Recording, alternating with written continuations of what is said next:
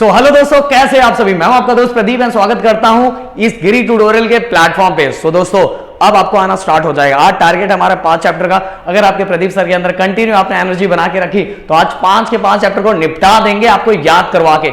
So guys, इस समय time क्या है? इस समय टाइम कॉन्सेप्ट को ज्यादा समझना नहीं है, कॉन्सेप्ट को किस तरह से दिमाग में फिट करके याद करके पेपर में उतार के चले आना है, ये टाइम है। सो गाइस, इस समय हम इसी तरह की टीचिंग करते हैं। अगर किसी को आप किसी को देखना है कि प्रदीप सर किस तरह से डीप में पढ़ाते हैं तो भाई प्लेलिस्ट में वीडियो है ग्रेविटेशन का, आप जाके देख सकते हो, पूरा समझ सकते हो।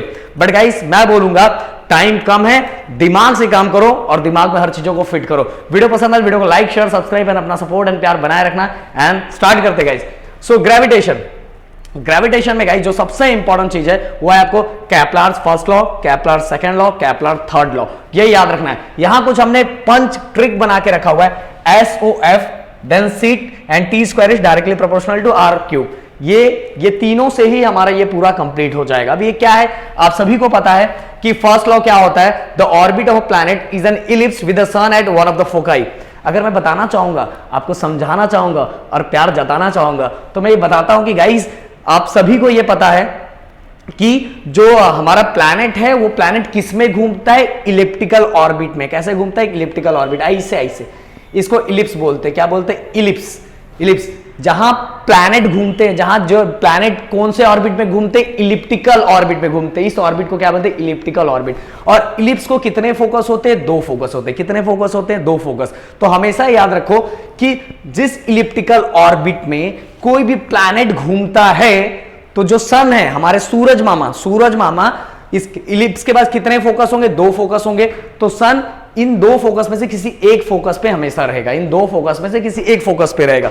बट गाइस, आपको अब याद रखना है, कॉन्सेप्ट की बात साइड हटाओ, ये याद रखो, SOF sun at one of the foci. Sun, S मतलब सन, बीच में एट लिखने का, one of the foci, F मतलब फोकस, वही फोकाई। तो देखो, the orbit of a planet is an ellipse.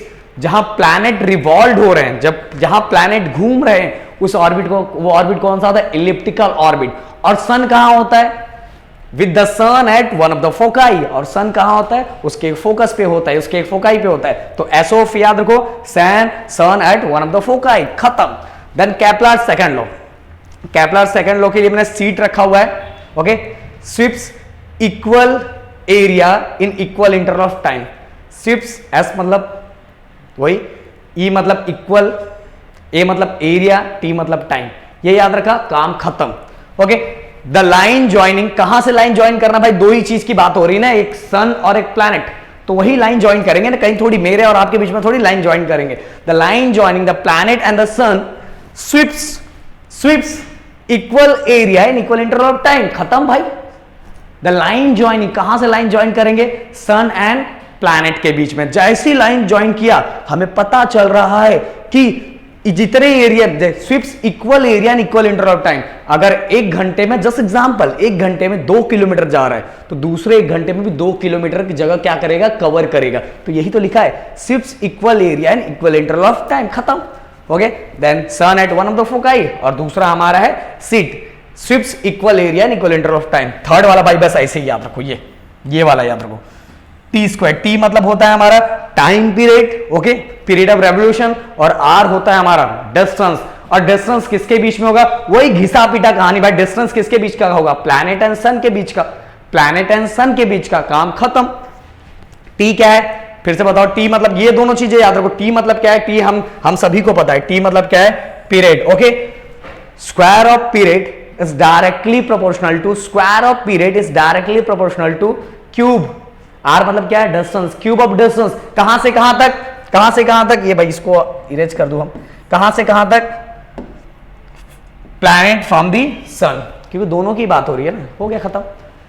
Square of period is directly proportional to cube of distance planet from the sun, खत्म, okay. Sweeps, okay, sun at one of the foci, सीट मतलब sweeps equal area and equal interval of time, square of time period is directly proportional to cube of distance planet from the sun, खत्म, पैसा खत्म। चलते आगे अब। Then guys, Newton universal law of gravitation. Newton universal law of gravitation, भैया जी बस इतना याद रखो, क्या बोलते हो ओमकार सर? बस इतना ही याद रखो। Gravitational force is directly proportional, ये जो साइन है इसको प्रोपोर्शनल का साइन बोलते हैं, डायरेक्टली प्रोपोर्शनल, क्योंकि जो जो ऊपर ऊपर रहते हैं ना, जो दो दो ऊपर ऊपर रहते हैं उनको हम डायरेक्टली प्रोपोर्शनल बोलते हैं। The gravitational force is directly proportional to product of their masses, या प्रोडक्ट ऑफ दो ऑब्जेक्ट के बीच का, दो बोला, एक हमारा m1 ले लिया है, एक का हमने क्या ले लिया m2, m1 एंड m2। तो यही है, gravitational force is directly proportional to product of their masses, and एक ऊपर है एक नीचे है, तो ये रिलेशन कौन सा? Inversely proportional. तो gravitational force is directly proportional to product of their masses and inversely proportional to square of distance between them, दोनों के बीच का डिस्टेंस। ओके, इसको हमने क्या लिया? डी लिया है। तो ग्रेविटेशनल फोर्स डायरेक्टली प्रोपोर्शनल किसको है? दोनों ऑब्जेक्ट के प्रोडक्ट के, जो दोनों ऑब्जेक्ट का जो मास है उसका प्रोडक्ट करने पे। एंड इनवर्सली प्रोपोर्शनल किसका है? दोनों के बीच के डिस्टेंस का, जब हम स्क्वायर करेंगे उसको। तो हो गया खत्म। यही बस याद रखो ना भाई, ज्यादा याद रखने की जरूरत नहीं है, बिल्कुल ज्यादा नहीं याद रखना है, ज्यादा बिल्कुल नहीं याद रखना है। कहां गए भाई? या देखो फिर से, gravitational force is directly proportional, किसको directly proportional? Product of their masses, and inversely proportional to square of distance between them, दोनों के बीच का डिस्टेंस। ओके, सो हो गया खत्म। अब क्या करेंगे? प्रोपोर्शनल के साइन को जब भी हटाते हैं तो दो चीजें लगती, इक्वल और कांस्टेंट, इक्वल और कांस्टेंट। और यहां कांस्टेंट मेरे दोस्त क्या है? ग्रेविटी की बात हो रही है ना, तो यहां देखो, यहां प्रोपोर्शनल का साइन था, प्रोपोर्शनल के साइन को हमने हटा दिया। प्रोपोर्शनल के साइन को जब हटाते तो दो चीजें लगती, इक्वल और कांस्टेंट। यहां कांस्टेंट क्या है? यूनिवर्सल ग्रेविटेशनल कांस्टेंट, इसको क्या बोलते हैं? Universal gravitational constant. ये हो गया हमारा m1 m2 upon D square हो गया। एग्जाम में अगर 2 मार्क्स के लिए आया तो बस इसी को पढ़ो, इसी को पढ़ के लिख दो, काम खत्म, काम खत्म। देन गाइस आगे, वेरिएशन इन वैल्यू ऑफ जी, इसमें बच्चे बहुत कंफ्यूज होते हैं। 3 है हमारा, change along the surface of the earth, मतलब अर्थ के सरफेस पे ही ग्रेविटी किस तरह से चेंज होती है, अर्थ के सरफेस के ऊपर, यहां अर्थ के ऊपर नहीं जा रहे, अर्थ के सरफेस पे ही हम कभी इक्वेटर पे जा रहे हैं, कभी इक्वेटर से पोल पे जा रहे हैं, कभी इक्वेटर की तरफ जा रहे हैं, कभी पोल की तरफ जा रहे हैं, पर कहां है हम? अर्थ के सरफेस पे ही है। दूसरा क्या है? जब हम अर्थ के सरफेस से ऊपर जा रहे हैं, मतलब अर्थ के सरफेस से ऊपर ऊपर बढ़ रहे हैं, तो जी क्या की वैल्यू क्या होगी? अब जब अर्थ के सरफेस, जब अर्थ से हम अंदर जाएंगे, डेप्थ में जाएंगे, उस समय वैल्यू ऑफ जी क्या होगा? बहुत सिंपल तरीके से बताता हूं। सबसे पहले ना भाई आपको ये याद होना चाहिए, G equal to G M upon R square. Okay, ये हमारा क्या है? एक्सेलरेशन ड्यू टू ग्रेविटी का फॉर्मूला। ओके, तो change along the surface of earth. अब बस ये याद रखो, ये याद रखो, ई हमारा गोला है, मतलब अर्थ है, यहां से यहां डिस्टेंस है, ये हमारा इक्वेटर है। क्या है? इक्वेटर है। अब इक्वेटर पे देखो डिस्टेंस ज्यादा है, इक्वेटर पे क्या है? डिस्टेंस ज्यादा है। क्या ज्यादा है? डिस्टेंस ज्यादा है। और ये देखो, ये फॉर्मूला याद रखो, ये बस याद रख लिया ना भाई, सब काम खत्म। ये याद कर लिया तो सब काम खत्म। देखो, जहां ये दोनों के बीच में इनवर्स रिलेशन है, एक ऊपर है एक नीचे है, तो रिलेशन कौन सा? इनवर्स रिलेशन है। और जब भी इनवर्स रिलेशन में है होता है तो एक चीजें कम हो जाती है, दूसरी चीजें ज्यादा हो जाती है, दूसरी चीजें ज्यादा हो जाएगी तो पहली चीज क्या हो जाएगी? कम हो जाएगी। तो सेम चीज यहां देखो, डिस्टेंस ज्यादा है, डिस्टेंस मतलब ये आर, अगर डिस्टेंस ज्यादा है, अगर डिस्टेंस क्या है? ज्यादा है, ऐसा बना देता हूं, डिस्टेंस ज्यादा है तो वैल्यू ऑफ जी क्या हो जाएगा? कम हो जाएगा। तो इक्वेटर पे देखो, डिस्टेंस सेंटर से डिस्टेंस ज्यादा होता है ना, सेंटर से डिस्टेंस ज्यादा होता है, तो इक्वेटर पे क्या होगा? इक्वेटर पे वैल्यू ऑफ आर, मतलब डिस्टेंस ज्यादा होता है, इसलिए वैल्यू ऑफ जी क्या हो जाती है? कम हो जाती है। अब जैसे जैसे हम ऊपर बढ़ रहे हैं, ऐसे ऐसे ऐसे ऐसे ऐसे ऐसे ऐसे ऐसे, अब यहां आ गए, यहां देखो पोल्स पे डिस्टेंस जो है बहुत कम है, और डिस्टेंस बहुत कम होगा तो जी क्या हो जाएगा? बढ़ जाएगा। जी क्या हो जाएगा? बढ़ जाएगा। इससे हमें यह पता चल रहा है जो वैल्यू ऑफ जी है ऑन द सरफेस ऑफ अर्थ, सबसे ज्यादा कहां होता है? दोनों पोल्स पे ज्यादा होता है। दोनों पोल्स पे क्यों ज्यादा होता है गाइस? मैंने बता दिया, ये बस ये याद रखो, दोनों पोल से बहुत ज्यादा इसलिए होता है क्योंकि पोल्स पे डिस्टेंस बहुत कम होता है, और डिस्टेंस जहां बहुत कम होगा वहां वैल्यू ऑफ जी क्या होगी? ज्यादा होगी। और इक्वेटर पे क्या ज्यादा होता है? इक्वेटर पे डिस्टेंस ज्यादा होता है, आर मतलब डिस्टेंस, और डिस्टेंस ज्यादा रहेगा तो वैल्यू ऑफ जी क्या रहेगा? कम रहेगा। यही कॉन्सेप्ट है, यही कॉन्सेप्ट है, एकदम आराम से तो on equator value of G क्या हो जाएगा, ज्यादा होगा as compare to value of G, sorry value of G क्या होगा, ज्यादा होगा, कम, वैल्यू ऑफ जी क्या होगा, कम होगा, क्या ज्यादा होगा, डिस्टेंस ज्यादा होगा, डिस्टेंस ज्यादा होगा। अब पोल्स की बात करें तो पोल्स पे वैल्यू ऑफ जी ज्यादा होगा, वैल्यू ऑफ जी क्या होगा, ज्यादा होगा। क्यों वैल्यू ऑफ जी ज्यादा होगा, क्योंकि आर वहां क्या है, कम है। देखो डिस्टेंस, सेंटर से डिस्टेंस देखो कम है, इसीलिए दोनों पोल्स पे जी की वैल्यू क्या होती है, बहुत ज्यादा, और आर की वैल्यू क्या होती है, कम होती है। मेरे ख्याल से समझ में आ गया होगा। अब चलते गाइस, अब चलते हैं नेक्स्ट हमारा change with height, change with height. चलो फटाफट इसको क्लीन कर ले, चल भाई फटाफट।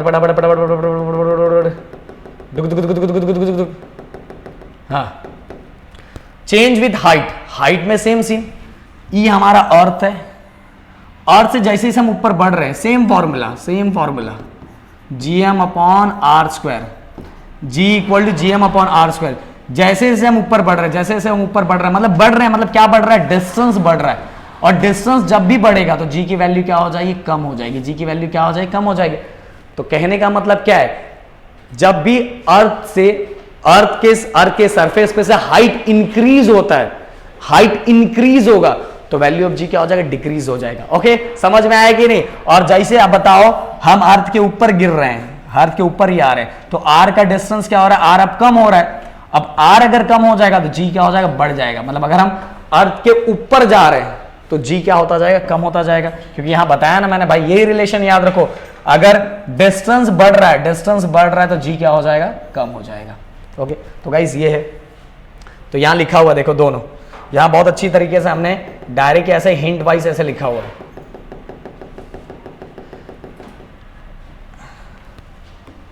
यहां डायरेक्ट लिखा हुआ देखो, इक्वेटर पे क्या होता है, वैल्यू ऑफ जी क्या होता है, वैल्यू ऑफ जी कम होता है किसके कंपैरिजन में, पोल्स के कंपैरिजन में। क्यों होता है मैंने बताया, चेंज विद द हाइट।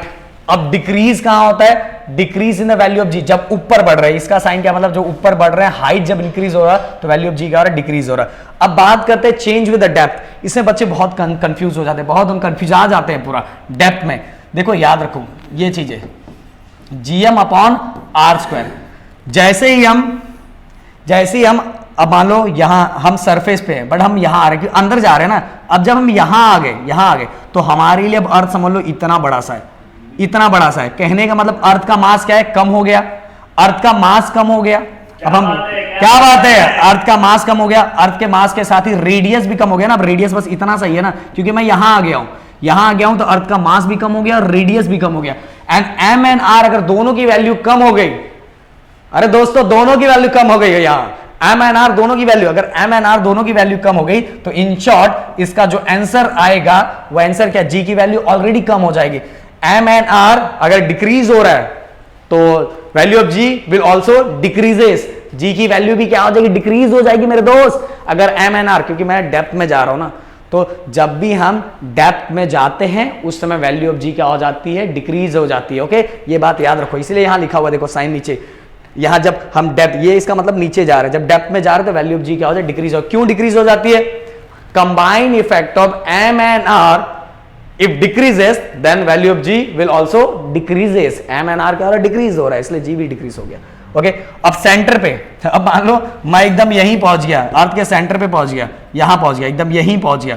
अब यहां पहुंच गया तो डिस्टेंस तो एकदम जीरो हो गया ना। अब डिस्टेंस जीरो हो गया, तो अगर डिवाइड में कोई वैल्यू जीरो होगी तो पूरा ये टर्म ही जीरो हो जाएगा, इसीलिए सेंटर पे हमेशा जी की वैल्यू क्या होती है, जीरो होती है। तो चलो भाई आगे, अब चलते हैं guys free fall. Free fall के लिए 4 पॉइंट हमने बना के रखा है। ये 4 पॉइंट को आपको याद रखना है। पहला ये वाला हमारा जो है, ये देखो ध्यान से, तो एफ जी मतलब क्या है हमारा, देखो पहले सबसे पहले मैं डेफिनेशन बता देता हूं कि हमें डेफिनेशन दिमाग में रखना है। The motion of any object under the influence of the force of gravity. पहले चलो तो मैं बता ही देता हूं फ्री फॉल क्या होता है। फ्री फॉल के लिए सबसे जरूरी है ग्रेविटी। अगर ग्रेविटी नहीं है तो वहां कोई भी गिर रहा है, इसको फ्री फॉल नहीं बोलेंगे। अगर मान लो ये गिर रहा है तो फ्री फॉल के लिए क्या क्या कंडीशन चाहिए वो चीजें मैं बता रहा हूं। तो free fall under the influence of gravity, तो यही लिखा हो फोर्स ऑफ ग्रेविटी की। एफ जी मतलब क्या होता है, फोर्स ऑफ ग्रेविटी। तो पहला पॉइंट क्या होगा, under the influence of gravity, पहला पॉइंट। दूसरा, initial velocity of the object क्या होना चाहिए, जीरो होना चाहिए। तो दूसरा पॉइंट खत्म। ई देखो खत्म, अरे 4 ही तो लिखना है, फिर भी नहीं समझ रहे। पहला under the influence of gravity, दूसरा इनिशियल वेलोसिटी क्या होनी चाहिए, 0 होनी चाहिए, तीसरा अब देखो भाई अगर हम यहां चाहेंगे फ्री फॉल होने के लिए तो ट्रू फ्री फॉल यहां नहीं होगा, ट्रू फ्री, क्योंकि जब हम इसको छोड़ेंगे ना तो यहां बहुत सारी चीजें, मतलब कौन अपोज करेगा, कौन कौन से ऑब्स्टेकल्स होंगे, एयर पार्टिकल्स होंगे, ये सभी भाई बोलेंगे नहीं नहीं भाई हम तेरे को फ्री फॉल नहीं करने देंगे। तो अपोज कौन कौन कर रहा है, देखो during the free fall, during true free fall, यहां ट्रू लिखा हुआ है तो हम इसको सही कर देते हैं, ये ई, during true free fall the frictional force due to air oppose the motion of the object. True free fall, अगर ट्रू फ्री फॉल हमें करवाना है तो कौन अपोज करता है ऑब्जेक्ट के मोशन को, आप सभी को पता है एयर अपोज करता है। तो भाई अगर मुझे ट्रू फ्री फॉल करवाना है तो true free fall only possible in vacuum, किसके अंदर पॉसिबल है, वैक्यूम के अंदर। 4 पॉइंट हो गया, under the influence of force of gravity, and the second initial velocity क्या हो चाहिए, 0 चाहिए। थर्ड फ्रिक्शनल फोर्स क्या करता है, अपोज करता है, किसको अपोज करता है, मोशन ऑफ द ऑब्जेक्ट। अगर इसीलिए मुझे ट्रू फ्री फॉल करवाना है तो true free fall possible only in vacuum. हो गया, खत्म, पैसा हजम। ओके अब गाइस ये आप सभी को पता है ये हमारा फॉर्मूला कैसे बना, चलो मैं बता देता हूं, कहां बताऊं, चलो यहां बता दो जगह, क्योंकि मैं चाहता हूं कि आप इसको बचा के छुपा के रखो। अब guys v equal to u plus a t, ई फॉर्मूला होता है, ई फॉर्मूला मेन वाला फॉर्मूला आप सभी को पता है, न्यूटन बाबा के बारे में सुना है ना, लॉज ऑफ मोशन जो हमने सुना था, पर ये क्या है हमारा, ये हमारा Newton first equation of motion, Newton second equation, Newton third equation, first kinematic, second kinematic and third kinematic. Okay अब गाइस इसके अंदर इनिशियल वेलोसिटी क्या चाहिए, फ्री फॉल के लिए 0 चाहिए, तो ई 0 हो गया ना भाई, ये खत्म हो गया, तो हमारा आंसर क्या होगा, v इक्वल टू, अब gravity acceleration due to gravity हो रही तो यहाँ a की जगह क्या हो जाएगा, g हो जाएगा, ये हो गया, इसलिए v इक्वल टू gt।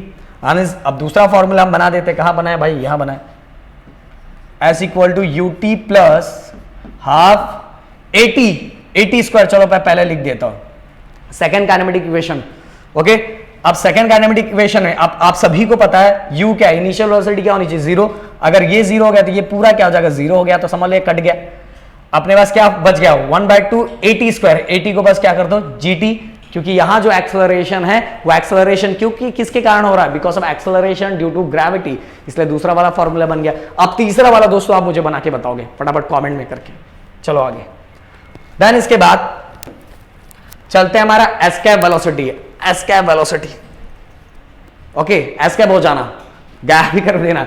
तो guys the minimum velocity required for satellite,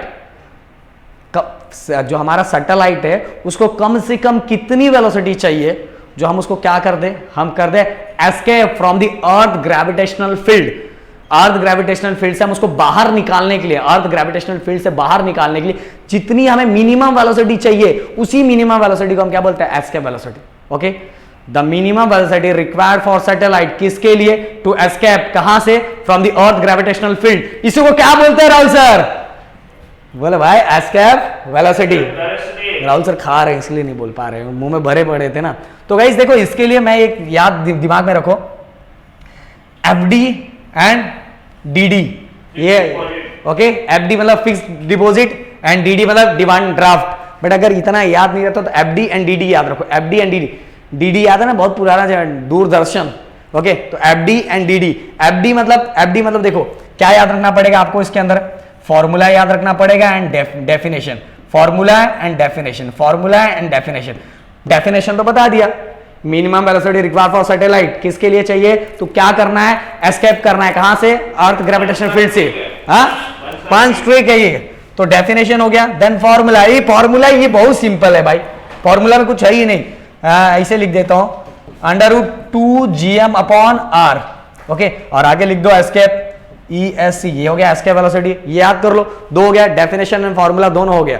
then इसके बाद ये D का मतलब क्या है, ये D का मतलब है different for a different planet, okay her planet पे एस्केप वेलोसिटी क्या होगी, अलग होगी, तो यही escape velocity different for a different planet, okay यही है हमारा डिमांड ड्राफ्ट। DD मतलब डिफरेंट फॉर डिफरेंट प्लैनेट, खत्म, पैसा हजम।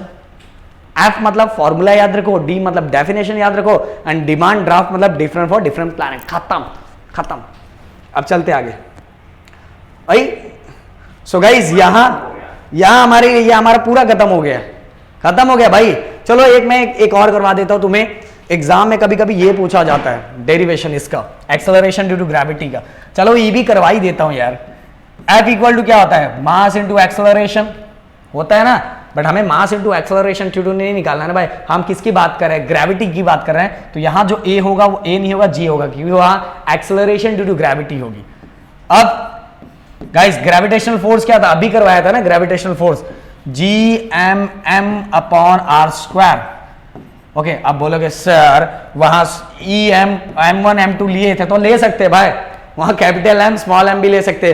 अब वहां सर आप तो D लिए थे, तो यहां R ले सकते हैं, D भी ले सकते हैं, R भी ले सकते हैं, जैसा आपको मर्जी करे वैसा ले सकते हैं। तो गाइस अब यहां ध्यान दो, ये एग्जाम में आएगा, हमें हो सकता है डेरिवेशन आ सकता है एक्सेलरेशन ड्यू टू ग्रेविटी का। तो इसको कैसे करेंगे, ये हो गया हमारा इक्वेशन नंबर 1, E हो गया हमारा इक्वेशन नंबर 2, फ्रॉम 1 एंड 2, ये भी फोर्स है, ये भी फोर्स। अगर ये दोनों सेम है तो ये दोनों भी क्या हो जाएंगे, सेम हो जाएंगे। तो ये हो जाएगा mg equal to GMM upon R square. तो M गेट कैंसल्ड। ओके, अब ये क्या हो गया, G equal to GM upon R square. Okay, अब अगर एक्सेलरेशन टू ग्रेविटी सरफेस के ऊपर है, अर्थ के सरफेस के ऊपर जा रहा है, हाइट पे जा रहा है, तो यहां ये r की जगह हम क्या लेते हैं, स्मॉल r लेते हैं। क्या लेते हैं, स्मॉल r। क्या लेते हैं, स्मॉल r लेते हैं। क्या लेते हैं, स्मॉल r लेते हैं। सो अब स्मॉल r मतलब क्या होता है गाइस, देखो स्मॉल, अभी मान लो ये अर्थ है हमारा, ये अर्थ है, अर्थ के सरफेस पे जो है रहेगा उसका रेडियस r रहता है। अब मान लो ऑब्जेक्ट मेरा यहां है, तो इसके बीच का जो डिस्टेंस होता है उसको h लेते हैं। इसको पूरा हम क्या ले सकते हैं, ये radius of the earth and height of the object from the earth surface, ये h लेते हैं। अगर हमें टोटल, अगर दोनों ये अच्छा नहीं लग रहा है, h और r हमें नहीं लिखना, तो डायरेक्ट स्मॉल r लिख सकते हो। बट किसके लिए, जब ऑब्जेक्ट अर्थ के सरफेस से बाहर हो तो हम स्मॉल r लिख सकते हैं। सो गाइस r की जगह डायरेक्ट आप कैसे लिख सकते हैं, r प्लस h का होल स्क्वायर। अगर हाइट है ही नहीं, अर्थ के सरफेस तो h 0 हो जाएगा, ओनली क्या फॉर्मूला बचेगा, GM upon R square. So guys ये सब छोटी छोटी चीजें थी, ये जो मैंने बता दिया, ये हो सकता है आपको न्यूमेरिकल्स में काम आए। सो फाइनली गाइस यहां आपका ये चैप्टर पूरी तरह से कंप्लीट होता है। मेरे ख्याल से आपको बहुत मजा आएगा और अच्छा लगा होगा। गाइस तैयार रहना, इसके बाद आने वाला आपका सेकंड चैप्टर, और प्रदीप गिरी अपडेट को सब्सक्राइब करके रखना, क्योंकि वहां भी छोटे छोटे वीडियोस आपको मिल रहे हैं कि कैसे आपको साइंस की पढ़ाई करनी है। Bye bye, tata, take care. मिलता हूं फिर नेक्स्ट वीडियो के साथ, फिर क्लासिफिकेशन ऑफ एलिमेंट, पर इसके लिए आपको कॉमेंट करना पड़ेगा। जय हिंद दोस्तों।